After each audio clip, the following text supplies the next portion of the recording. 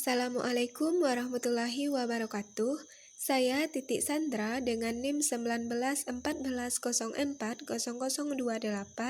mahasiswa Tadris Matematika UIN Imam Bonjol Padang. Tujuan saya dalam pembuatan video kali ini yaitu untuk pemenuhan tugas mata kuliah Statistika Matematika mengenai distribusi normal yang diampu oleh Ibu Dr. Nana Sepriyanti SPD MSI. Distribusi normal.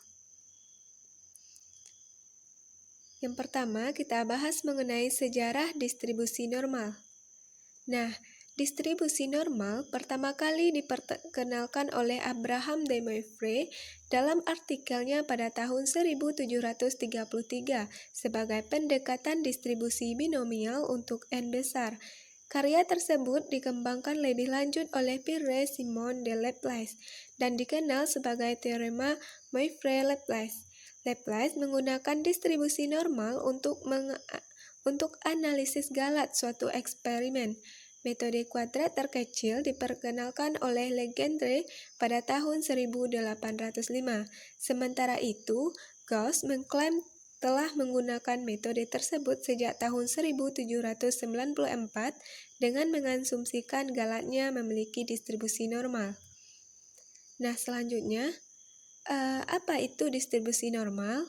Nah, distribusi normal ini merupakan salah satu jenis distribusi dengan variabel acak yang kontinu. Distribusi normal ini banyak digunakan sebagai acuan dalam menghitung berbagai hal dalam kehidupan sehari-hari. Misalnya saja dalam perhitungan tekanan darah, error measurement, tinggi badan, nilai IQ, dan lain-lainnya. Distribusi normal ini merupakan distribusi peluang kontinu yang terpenting dalam seluruh bidang statistika. Nah, dikatakan distribusi normal ini yaitu yang paling penting. Nah, mengapa distribusi normal ini penting? Alasannya yaitu yang pertama, distribusi normal terjadi secara alamiah. Yang kedua, beberapa variabel acak yang tidak terdistribusi secara normal dapat dengan mudah ditransformasi menjadi suatu distribusi variabel acak yang normal. Yang ketiga, banyak hasil dan teknik analisis yang berguna dalam pekerjaan statistik hanya bisa berfungsi dengan benar jika model distribusinya merupakan distribusi normal. Yang keempat, ada beberapa variabel acak yang tidak menunjukkan distribusi normal pada populasinya, namun distribusi dari rata-rata sampel yang diambil secara random dari populasi tersebut ternyata menunjukkan distribusi normal. Nah, selanjutnya kita masuk kepada kurva dari distribusi normal ini mempunyai bentuk setangkup seperti lonceng. Nah, teman-teman bisa melihat kurvanya, yaitu bentuk kurva distribusi normal, di mana suatu peubah acak kontinu X yang distribusinya berbentuk lonceng seperti pada gambar di atas disebut peubah acak normal. Persamaan matematika distribusi peluang peubah normal kontinu bergantung pada dua parameter, yaitu rataan dan varian, atau simpangan bakunya. Jadi, fungsi padat X akan dinyatakan dengan di mana peubah acak X berdistribusi normal dengan rataan dan variansinya. Nah, selanjutnya, distribusi normal disebut juga dengan distribusi Gauss. Kurva distribusi normal ini juga disebut sebagai kurva normal. Tadi sudah jelaskan, kemudian sebagian orang juga menyebutnya sebagai kurva topi orang Meksiko. Nah, teman-teman bisa melihatnya di mana bentuk kurva normal tadi, yaitu di mana juga disebut sebagai topi orang Meksiko atau mirip seperti lonceng sekolah dan lainnya. Selanjutnya yaitu distribusi normal. Fungsi padat peubah acak normal X dengan rataan dan variansi ialah mana peubah acak X berdistribusi normal dengan rataan dan variansi sama dengan 1/√2pi standar deviasi E dipangkat min setengah kali X dikurang mu per sigma dikuadratkan. Di mana batasnya ini yaitu di mana X besar dari min tak hingga, kecil dari tak hingga. Selanjutnya, fungsi densitas distribusi normal diperoleh dengan persamaan sebagai berikut. Nah, teman-teman bisa melihat persamaannya. Fx sama dengan 1 per sigma akar 2pi E pangkat min setengah X dikurang mu per sigma dikuadratkan. Di mana pi itu nilainya 3,14, kemudian E berarti 2,71, dan mu adalah rata-ratanya, dan sigma ini adalah simpangan bakunya. Selanjutnya yaitu kita lihat berbagai jenis bentuk kurva normal. Nah, yang pertama ini kita lihat bentuk kurva normal dengan rataan satunya ini kecil dari rataan kedua, dan di mana simpangan bakunya itu sama. Nah, gimana bentuk kurvanya? Teman-teman bisa melihat bentuk kurvanya, di mana rataannya ini yaitu rataan 1 kecil dari rataan 2. Kemudian variansinya yaitu simpangan baku 1 sama simpangan baku 2-nya itu sama. Jadi bentuk dari kurva ini yaitu melukiskan dua kurva yang mempunyai simpangan baku yang sama tapi rataannya berbeda. Kedua kurva berbentuk persis sama. Nah, teman-teman bisa melihat kedua kurva ini terlihat persis sama, tapi titik tengahnya ini itu berbeda karena rataannya itu berbeda sepanjang sumbu datar. Nah, selanjutnya itu kita lihat kurva normal dengan rataan 1 kecil dari rataan 2 dan simpangan baku satunya kecil juga dengan simpangan baku 2-nya. Bagaimana kurvanya? Nah, teman-teman bisa melihatnya di mana rataan 1 kecil dari rataan 2. Kemudian standar deviasinya yang satu juga kecil dari standar deviasi yang kedua. Jadi kurva ini melukiskan dua kurva normal yang baik rataan maupun simpangan bakunya berlainan. Jelas keduanya mempunyai letak titik tengah yang berlainan pada sumbu datar, dan bentuknya mencerminkan dua nilai sigma yang berlainan. Nah, teman-teman bisa melihat bentuk kurvanya. Selanjutnya yaitu kita masuk pada kurva normal dengan rataan 1 sama dengan rataan 2, kemudian standar deviasinya yaitu yang pertama kecil dari yang kedua.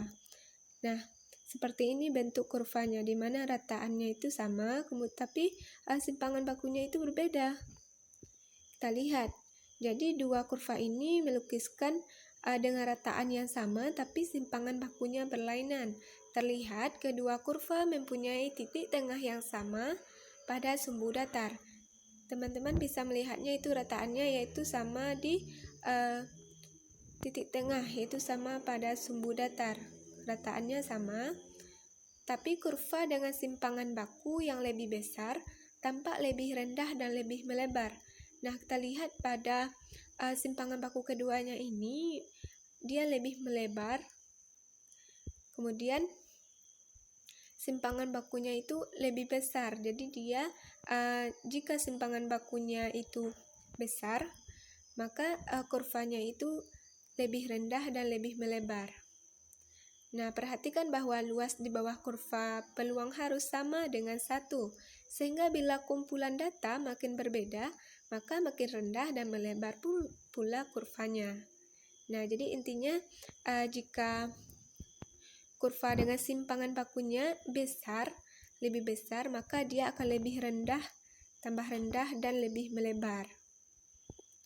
Selanjutnya, kita masuk pada sifat-sifat kurva normal. Yang pertama yaitu modus. Modus adalah suatu titik yang terletak pada sumbu X di mana kurva mempunyai nilai maksimum, yaitu pada X sama dengan mu. Yang kedua, kurva berbentuk simetri terhadap sumbu tegak pada X sama dengan mu.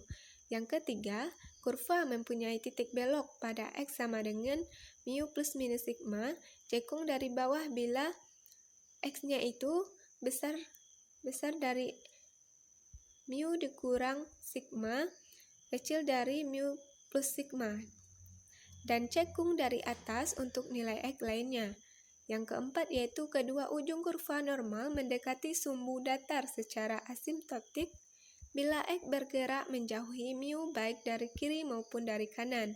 Yang kelima yaitu luas daerah di bawah kurva dan di atas sumbu datar sama dengan 1. Nah, untuk sifat-sifat kurva normal ini, kita bisa melihat berbagai bentuk kurva normal tadi, sehingga dapatlah kita simpulkan berbagai sifat dari kurva normal.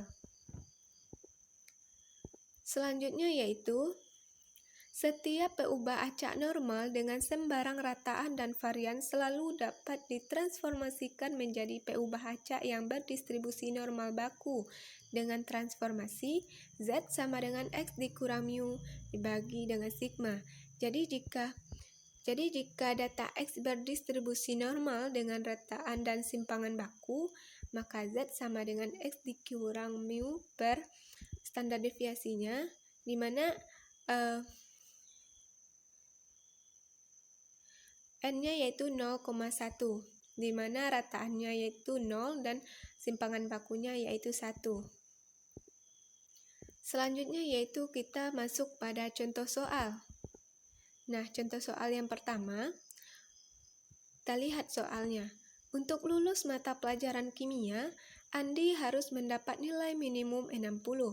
Apabila diketahui rata-rata nilai kimia siswa kelas 12 adalah 55 dengan simpangan baku 5, berapakah peluang Andi mendapat nilai tepat 60?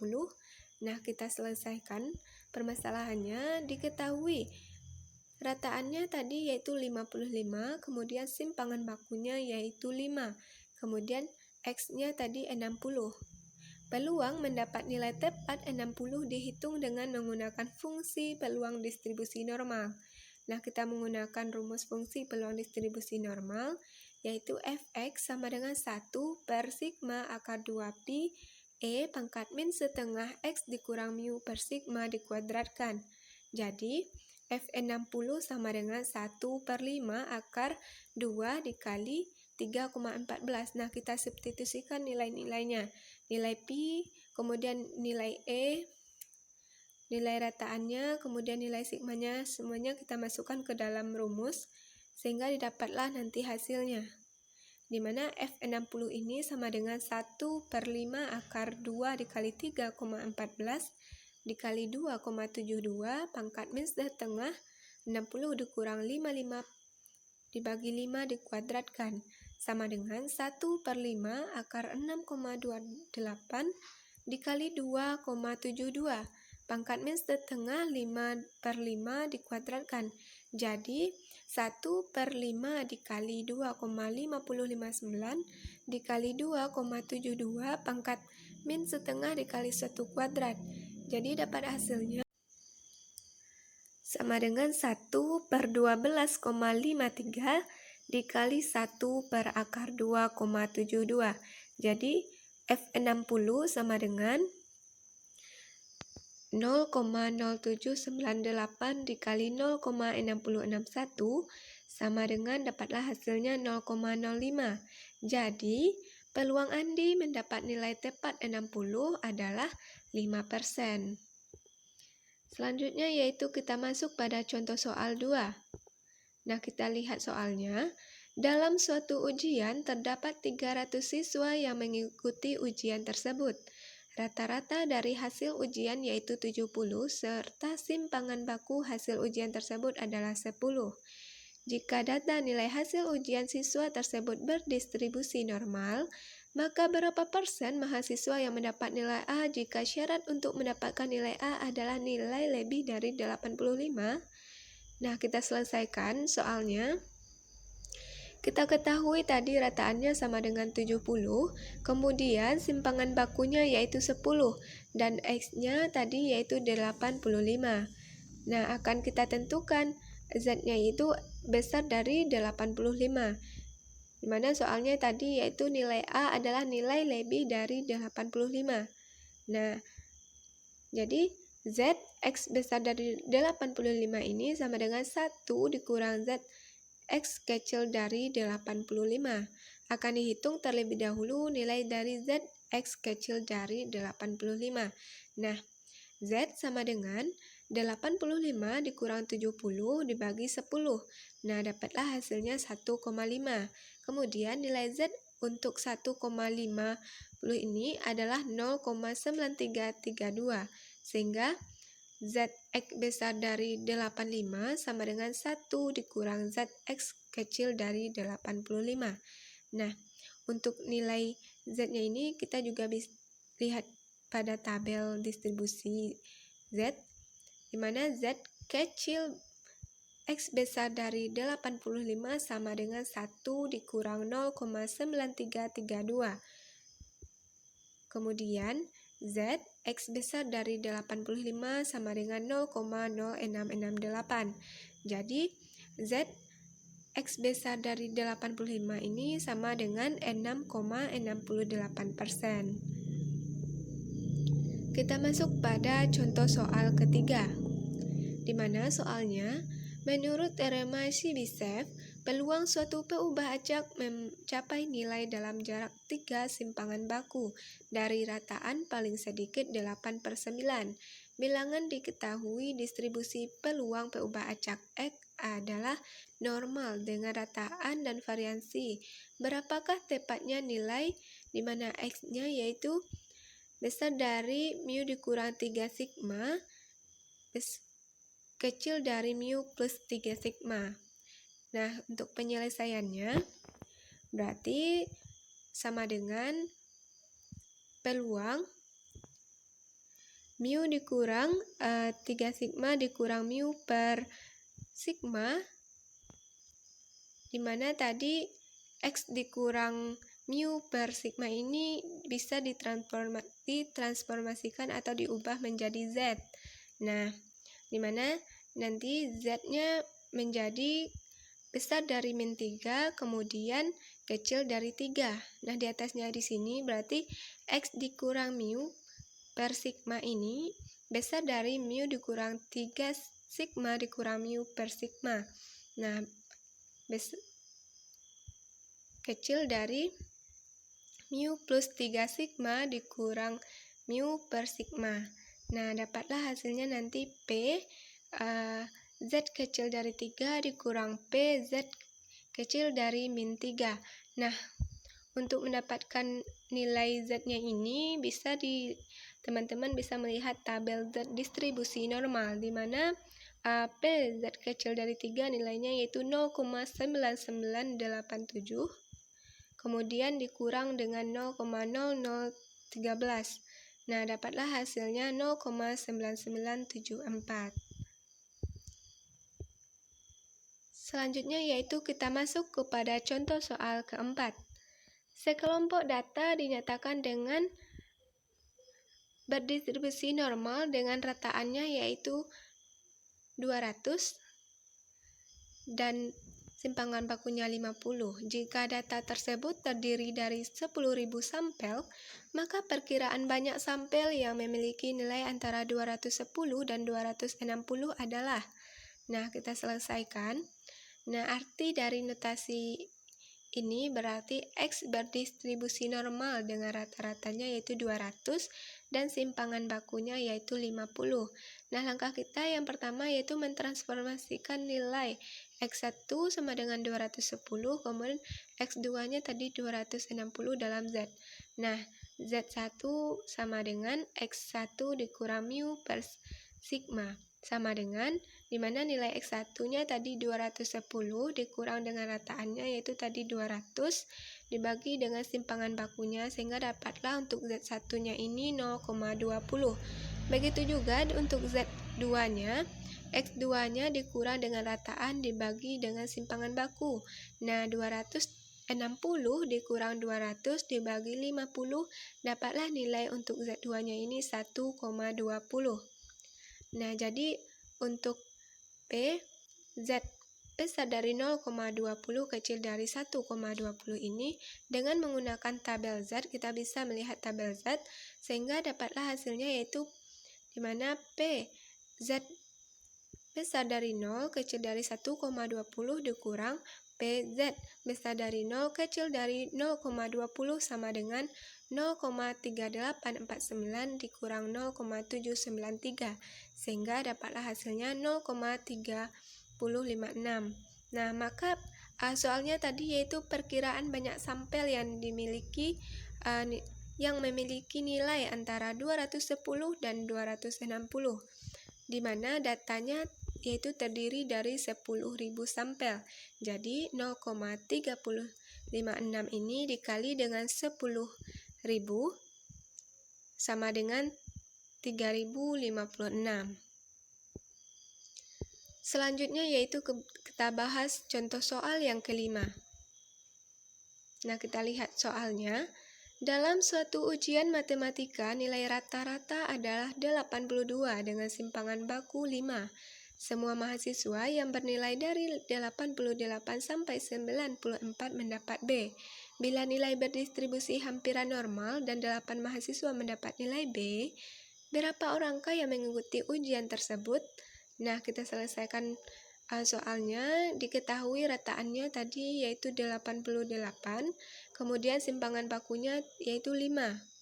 Jadi, kita akan mencari P sama dengan X besar dari 88 kecil dari 94. Jadi, P X kecil dari 94 dikurang P X kecil dari 88. Sehingga PX dimana X dikurang 82 per 5 kecil dari 94 dikurang 82 per 5 dikurang P dimana X dikurang 82 per 5 kecil dari 88 dikurang 82 per 5. Nah, kita sederhanakan dapatlah PZ kecil dari 2,4 dikurang PZ kecil dari 1,2. Sehingga untuk nilai Z-nya ini pada tabel yaitu terdapat untuk Z kecil dari 2,4 ini yaitu 0,9918.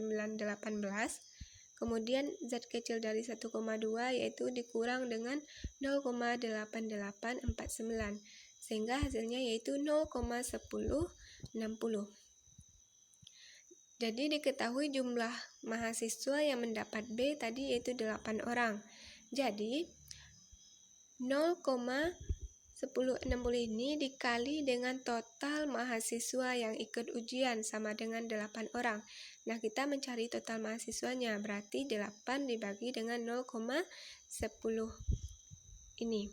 Sehingga dapatlah yaitu perkiraan hasilnya yaitu 74,84.